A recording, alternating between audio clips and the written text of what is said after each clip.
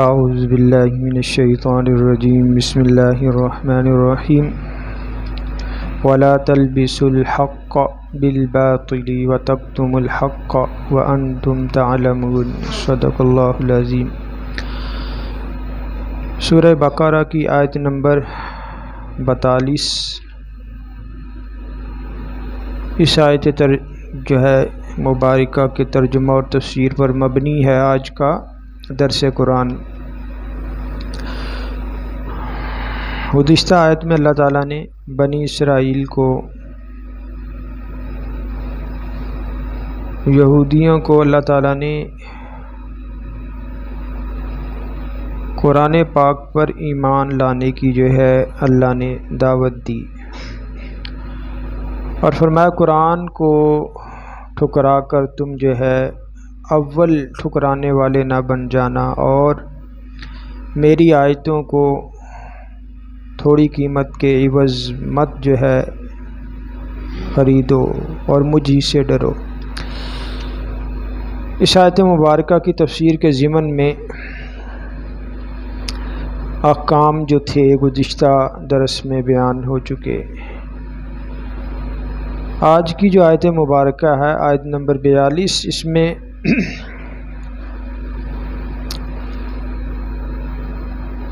خطاب اور حکم کیا ہے؟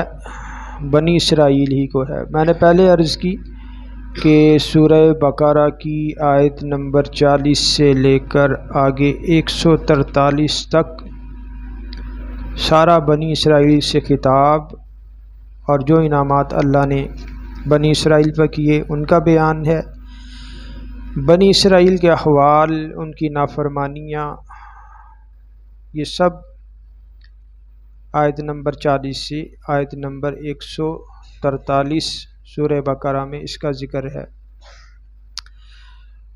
اب بنی اسرائیل کو ایک اور چیز کا جو حکم دیا گیا آیت نمبر 42 میں، شاہ عبد القادر محدث دہلوی رحمہ اللہ نے اس کا ترجمہ کیا ہے کہ وَلَا تَلْبِسُوا الْحَقَّ بِالْبَاطِلِ، اور مت ملاؤ صحیح میں غلط، وَتَكْتُمُوا الْحَقَّ وَأَنْتُمْ تَعْلَمُونَ، اور یہ کہ چھپاؤ سچ کو جان کر، یعنی صحیح کے ساتھ غلط کو وہ مت ملاؤ، صحیح اور غلط کا خلط ملط مت کرو، اور اللہ کے کسی حکم کو مت چھپاؤ۔ اس بات کا اللہ تعالیٰ نے سورہ بقرہ آیت نمبر 42 میں اس کا حکم فرمایا۔ اب حکم تو بنی اسرائیل کو ہے، لیکن سنانا تا قیامت امت محمدیہ کو بھی یہ حکم ہے کہ حق اور باطل کی، صحیح اور غلط کی، اس کو خلط ملط نہیں کرنا، ملانا نہیں ہے۔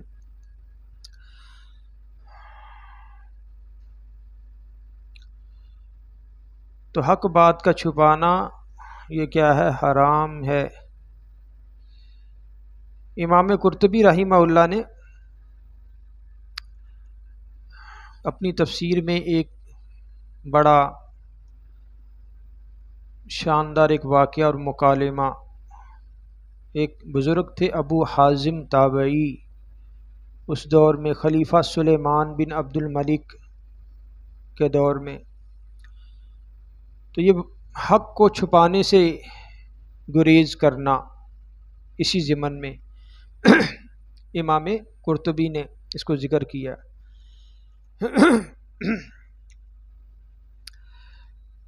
تو بیان کرتے ہیں کہ ایک مرتبہ سلیمان بن عبد الملک یہ مدینہ آئے، سیدنا یعنی نبی علیہ الصلوۃ والسلام اور پھر سیدنا صدیق اکبر، سیدنا عمر فاروق، سیدنا عثمان غنی، ان تین خلفاء تک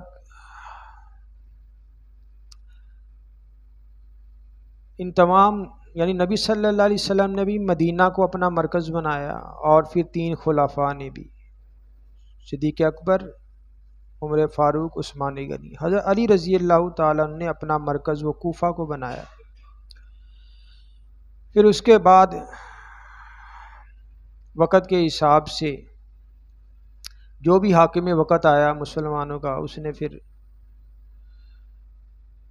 کسی دور میں شام بھی تھا، کسی دور میں کوفہ، اور اس طرح تاریخ پڑھ کے آپ مطالعہ کر سکتے ہیں۔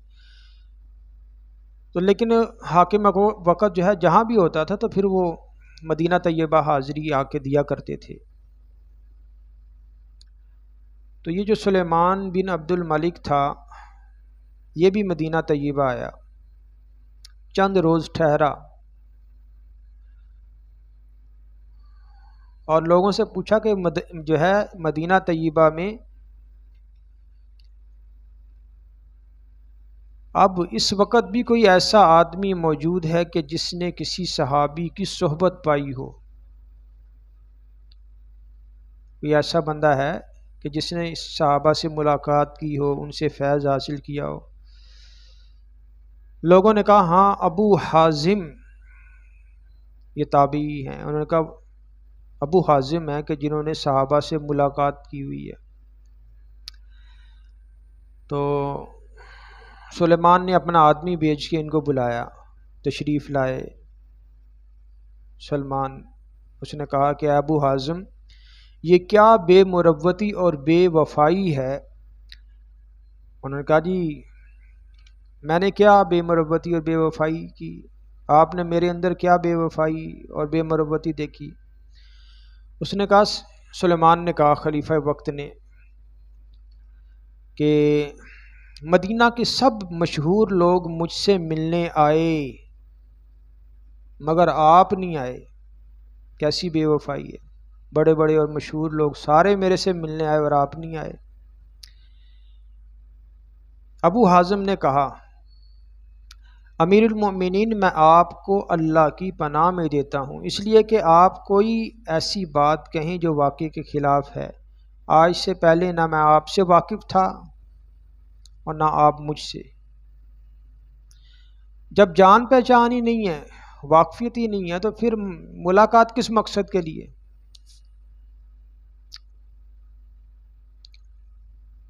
تو پھر بے وفائی کیسی؟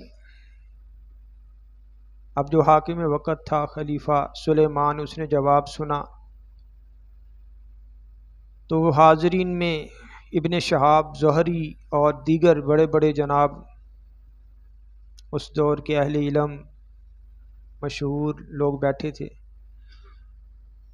تو اب سلیمان جو خلیفہ تھا اس نے نظر کی ان لوگوں کی طرف کہ دیکھو اس نے جواب کیسا دیا ابو حازم نے۔ تو امام زہری بیٹھے تھے، انہوں نے فرمایا کہ ابو حازم نے صحیح فرمایا ہے اور آپ نے غلطی کی ہے۔ جب واقفیت ہی نہیں ہے تو نہ وہ آپ کو پہچانتے نہ آپ اسے۔ تو پھر اس کے بعد جو سلیمان بن عبد الملک تھا اس نے کیا کیا،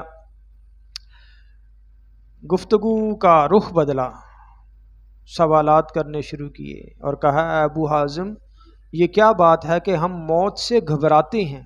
ہم موت سے کیوں گھبراتے ہیں؟ آپ نے فرمایا وجہ یہ ہے کہ آپ نے اپنی آخرت کو ویران اور دنیا کو آباد کیا ہے، اس لیے آبادی سے ویرانے میں جانا پسند نہیں ہے۔ آخرت کو برباد کر دیا، ویران کر دیا، دنیا کو آباد کیا، تو اب آبادی سے ویرانے میں جانا پسند نہیں۔ سلیمان بن عبد الملک اس نے تسلیم کیا، واقعی ایسے ہے۔ پھر پوچھا کہ کل اللہ تعالیٰ کے سامنے حاضری کیسے ہوگی؟ فرمایا ابو حازم تابعی رحمہ اللہ نے کہ نیک عمل کرنے والا تو اللہ تعالیٰ کے سامنے اس طرح جائے گا جیسا کوئی مسافر سفر سے واپس اپنے گھر والوں کے پاس جاتا ہے، اور برے عمل کرنے والا اس طرح پیش ہوگا جیسا کوئی بھاگا ہوا غلام پکڑ کر آقا کے سامنے حاضر کیا جائے۔ تو سلیمان بن عبد الملک جو خلیفہ تھے وہ سن کر رو پڑے اور کہنے لگے کاش ہمیں معلوم ہوتا کہ اللہ تعالیٰ نے ہمارے لیے کیا صورت تجویز کر رکھی ہے،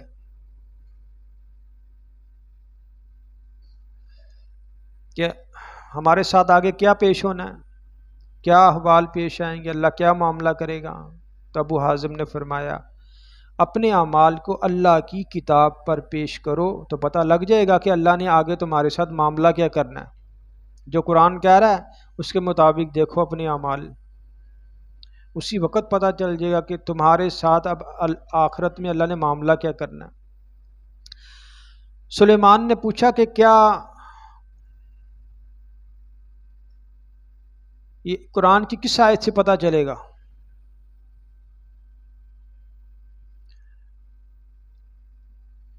اور کس جو ہے وہ قرآن کی کس آیت پر اپنے اعمال کو پیش کیا جائے؟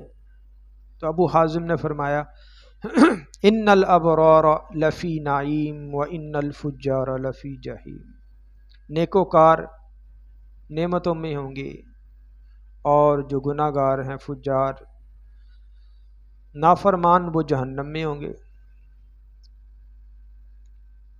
سلیمان نے کہا کہ اللہ تعالیٰ کی رحمت تو بڑی ہے، وہ بدکاروں پر بھی حاوی ہے، اللہ چاہے تو معاف کر دے۔ ابو حازم نے فرمایا ان رحمت اللہ قریب من المحسنین، کہ اللہ تعالیٰ کی رحمت نیک عمل کرنے والوں سے قریب ہے۔ اللہ گناہ گاروں کو بھی معاف کرنے پہ قادر ہے، لیکن اس کی رحمت کے زیادہ مستحق وہ ہیں جو فرما بردار ہیں، نیکوکار ہیں۔ سلیمان بن عبد الملک نے پوچھا ابو حازم اللہ کے بندوں میں سب سے زیادہ کون عزت والا ہے؟ تو ابو حازم نے فرمایا وہ لوگ جو مروت اور عقل سلیم رکھنے والے ہیں۔ پوچھا کہ کون سا عمل افضل ہے؟ ابو حازم نے فرمایا فرائض اور واجبات کی ادائیگی اور کیا حرام چیزوں سے بچا جائے، یہ سب سے افضل عمل ہے۔ سلیمان بن عبد الملک نے پوچھا کون سی دعا زیادہ قابل قبول ہے؟ ابو حازم نے فرمایا جس شخص پر احسان کیا گیا ہو اس کی دعا اپنے محسن کے لیے اقرب الی القبول ہے۔ یعنی آپ اگر کسی کے ساتھ نیکی کرتے ہیں، جس کے ساتھ اچھا برتاؤ کیا ہے، اب وہ جو دعا دے گا آپ کو وہ زیادہ اقرب الی القبول قابل قبول ہے۔ سلیمان بن عبد الملک نے پوچھا کہ افضل صدقہ کون سا ہے؟ تو ابو حازم نے فرمایا کہ مصیبت زدہ سائل کے لیے باوجود کہ اپنے افلاس کے جو کچھ ہو سکے اس طرح خرچ کرنا کہ نہ اس سے پہلے احسان جتائے اور نہ ٹال مٹول کر کے ایذا پہنچائے۔ یعنی کسی مفلس پر اس طرح خرچ کرنا کہ اس پر احسان نہ جتائے،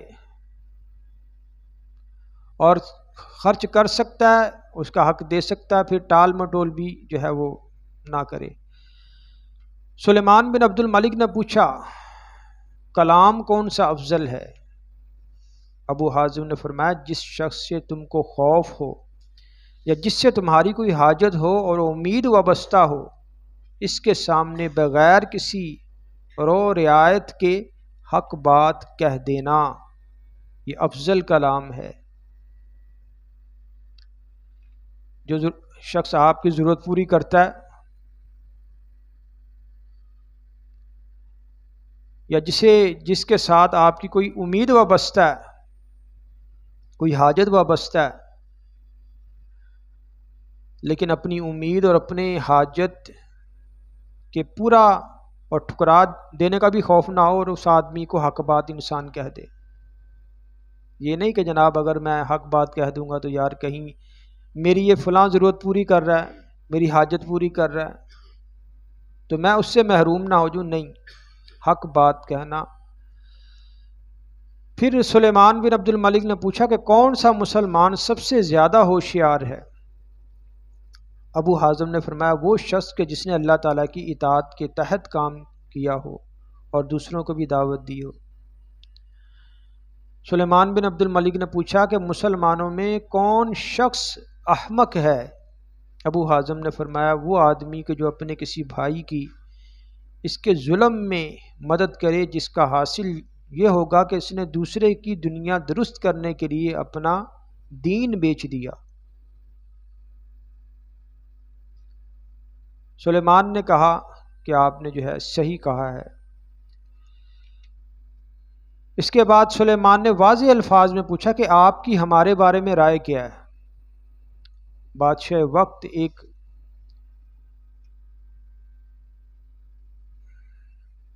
تابعی ایک عالم سے اپنے بارے میں رائے مانگ رہا ہے۔ ابو حازم نے فرمایا کہ مجھے اس سوال سے معاف رکھیں تو بہتر ہے۔ سلیمان نے کہا کہ نہیں، آپ ضرور کوئی نصیحت کا کلمہ کہیں۔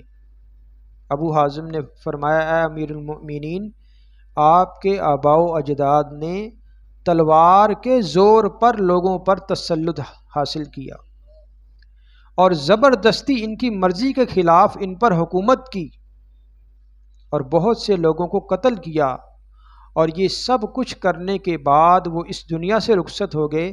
کاش آپ کو معلوم ہوتا کہ اب وہ مرنے کے بعد کیا کہتے ہیں اور ان کو کیا کہا جاتا ہے۔ یعنی وہ رحم کی اپیل کر رہے ہیں اور انہیں پھر ٹھکرایا جا رہا ہے۔ ان کا حال کیا ہے یہ آپ کو کاش آپ کو معلوم ہوتا۔ بادشاہ وقت کے سامنے کلمہ حق کہا۔ محفل لگی ہوئی تھی تو ایک شخص نے اٹھ کر کہا کہ ابو حازم یہ تم نے بری بات کہی ہے۔ بادشاہ کے مزاج کے خلاف تھی، تو ابو حازم نے فرمایا کہ تم غلط کہتے ہو، بری بات نہیں بلکہ وہ بات کہی جس کا ہم کو حکم ہے، کیونکہ اللہ تعالیٰ نے علماء سے اس کا عہد لیا ہے کہ حق بات لوگوں کو بتلائیں، چھپائیں نہیں۔ لَتُبَيِّنُنَّهُ لِلنَّاسِ وَلَا تَكْتُمُونَهُ۔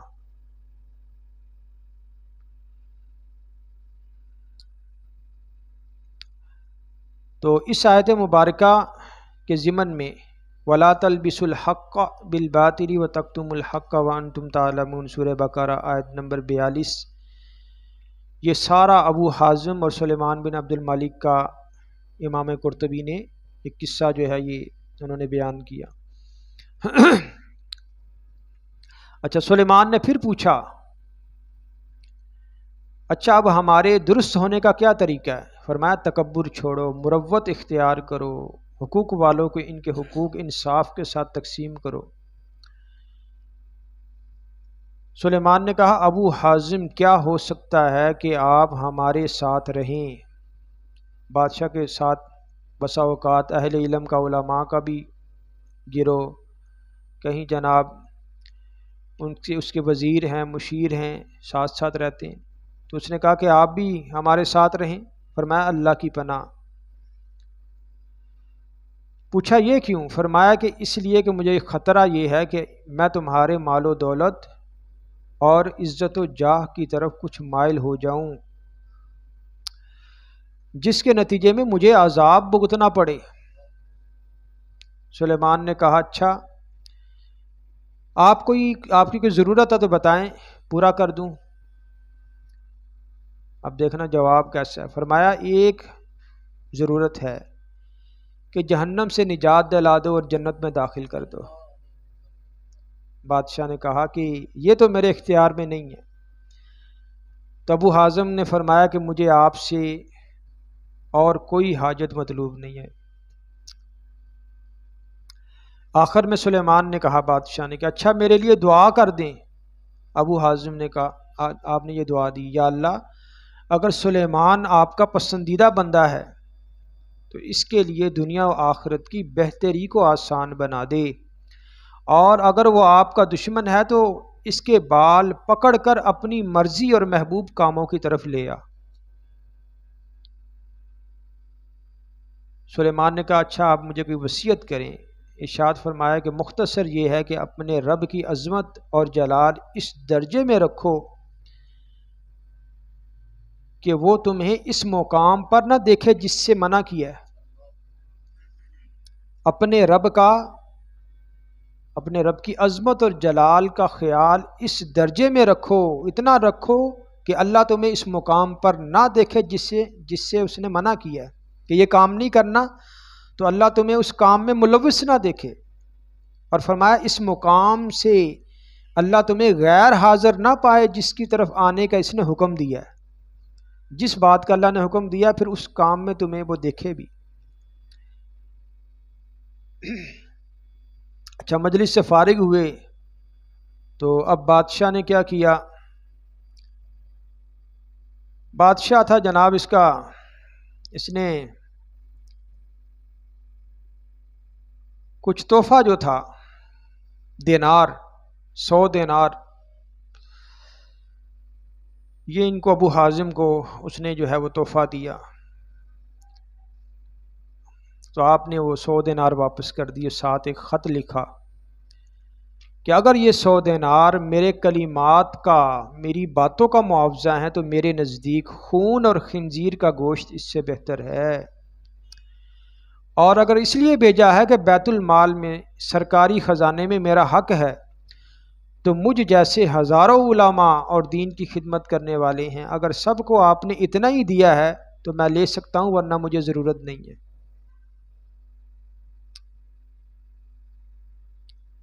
تو امام قرطبی رحمہ اللہ نے وَلَا تَلْبِسُوا الْحَقَّ بِالْبَاطِلِ وَتَكْتُمُوا الْحَقَّ وَأَنْتُمْ تَعْلَمُونَ، اس آیت مبارکہ کی تفسیر میں اس واقعے کو جو ہے تفصیل کے ساتھ ذکر کیا۔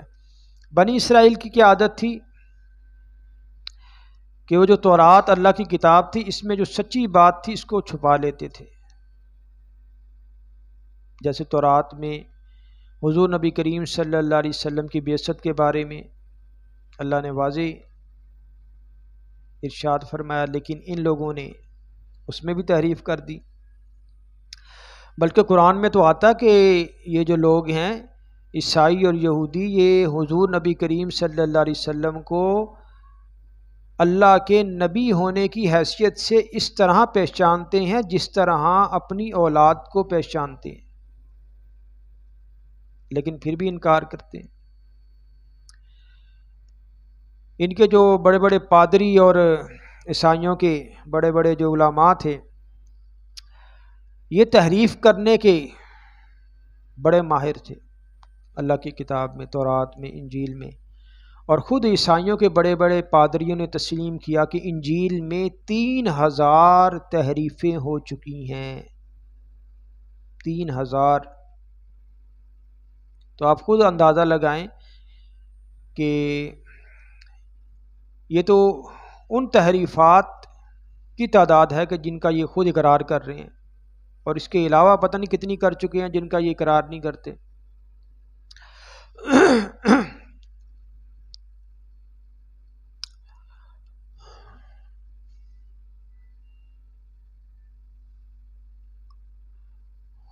تو اللہ نے کیا فرمایا؟ وَلَا تَلْبِسُوا الْحَقَّ بِالْبَاطِلِ وَتَكْتُمُوا الْحَقَّ وَأَنْتُمْ تَعْلَمُونَ، سب کچھ جانتے ہو، دیکھ رہے ہو کہ یہ کیا ہو رہا ہے، یہ کیا نہیں ہو رہا، یہ نہیں کہ ان کے علم میں نہ ہو، سب کچھ ان کے علم میں کہ اللہ کی کتابوں کے ساتھ یہ کیا حال کر رہے ہیں۔ تو اللہ نے فرمایا کہ اللہ کی کتاب کے ساتھ اور حق کے ساتھ یہ معاملہ جو ہے وہ نہیں کرنا کہ حق بات میں باطل کو جو ہے وہ خلط ملط کیا جائے۔ اللہ تعالیٰ نے اس بات سے جو ہے وہ بنی اسرائیل کو روکا۔ اگلی جو آیت مبارکہ ہے آیت نمبر 43، وَأَقِیمُوا الصَّلَاةَ وَآتُوا الزَّکَاةَ وَارْکَعُوا مَعَ الرَّاکِعِینَ، انشاءاللہ۔ اور اس سے اگلی جو آیت مبارکہ، ان آیات کا ترجمہ تفسیر آئندہ دیکھیں گے۔ دعا ہے اللہ تعالی ہمیں قرآن کریم کے تمام حقوق، اس پر ایمان، اس کی تلاوت، اس کا سمجھنا، اس پر عمل کرنا، اور اللہ قرآن کو آگے پھیلانے کی ہم سب کو توفیق عطا فرمائے۔ الحمدللہ رب العالمین والصلاة والسلام علی رسولہ النبی الکریم۔ یا ارحم الراحمین، ہمیں قرآن کو پڑھنے، سمجھنے اور اس پر عمل کرنے کی توفیق عطا فرما۔ یا ارحم الراحمین، حاضرین مجلس کی جتنی بھی جائز حاجات ہیں، خواہشات ہیں، ضروریات ہیں، اللہ اپنے پاک کلام اور اپنے حبیب کے صدقے وسیلے سے ان کی تمام حاجات کو پورا فرما۔ ان کے علم میں، عمل میں، صحت میں، عمر میں، مال میں، رزق میں، اولاد میں، کاروبار میں برکت عطا فرما۔ وصلی اللہ تعالی علی خیر خلقہ محمد وعلی آلہ وصحبہ اجمعین، آمین۔